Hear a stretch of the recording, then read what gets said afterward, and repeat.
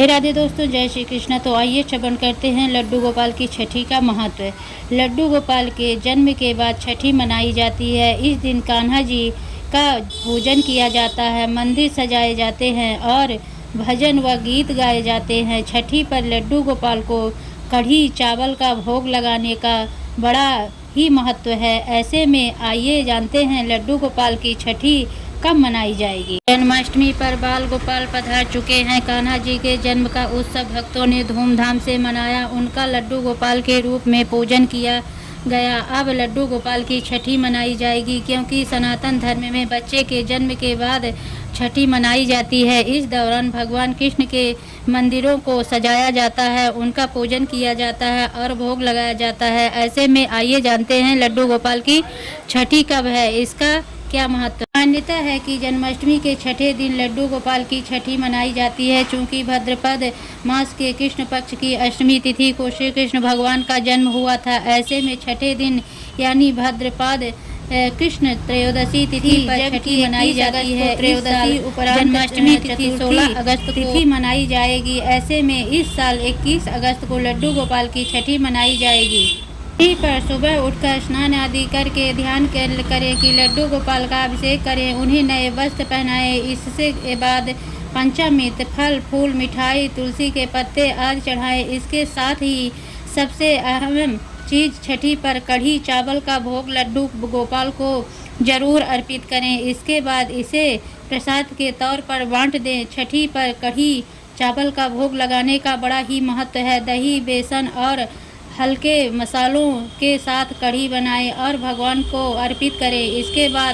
इसके साथ ही भगवान मिश्री का भोग भी लगाएं और मोर पंख अर्पित करें। इसके साथ ही भगवान कृष्ण से जुड़े मंत्रों का जाप करें। किसी भूखे को भोजन कराएं। इसके साथ ही कदम्ब के पेड़ की टहनी लगाकर पूजा स्थल पर रख सकते हैं। माना जाता है कि भगवान कृष्ण को कदम्ब का पेड़ बड़ा ही प्रिय है।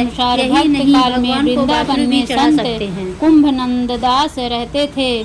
संत कुंभनंददास हर समय भगवान श्री कृष्ण की भक्ति में लीन रहते थे और पूरे नियम से भगवान श्री कृष्ण की सेवा करते थे। वे उन्हें छोड़कर कहीं नहीं जाते थे ताकि उनकी सेवा में कोई विघ्न न हो सके।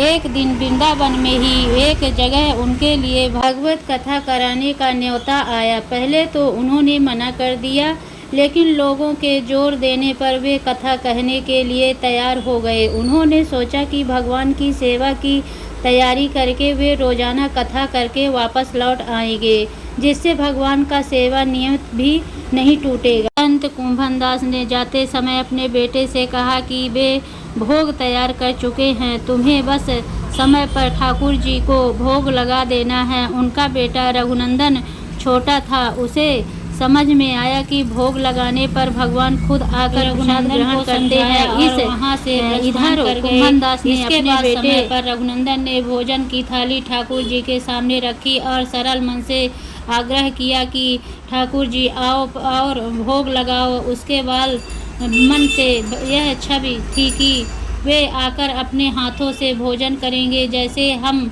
सभी कहते हैं। इसके बार ठाकुर जी से आग्रह किया, लेकिन भोजन तो वैसे का वैसा ही रखा रह गया। रघुनंदन उदास हो गया और रोते हुए पुकारा कि ठाकुर जी आओ और भोग लगाओ। जिसके बाद ठाकुर जी ने एक बालक का रूप धारण किया और भोजन करने बैठ गए। उसके रघुनंदन बहुत प्रसन्न हुआ। लगाया था। रघुनंदन ने कहा हाँ। उन्होंने प्रसाद मांगा तो पुत्र ने कहा कि ठाकुर जी ने सारा भोजन खा लिया। उन्होंने सोचा कि बच्चे को भूख लगी होगी तो सारा भोजन उसने ही खा लिया होगा। अब तो ये रोज का नियम हो गया कि कुंभनदास जी भोजन की थाली लगा कर जाते और रघुनंदन ठाकुर जी को भोग लगाते, और जब वे वापस लौटकर प्रसाद मांगते तो एक ही जवाब मिलता कि ठाकुर जी ने सारा भोजन खा लिया।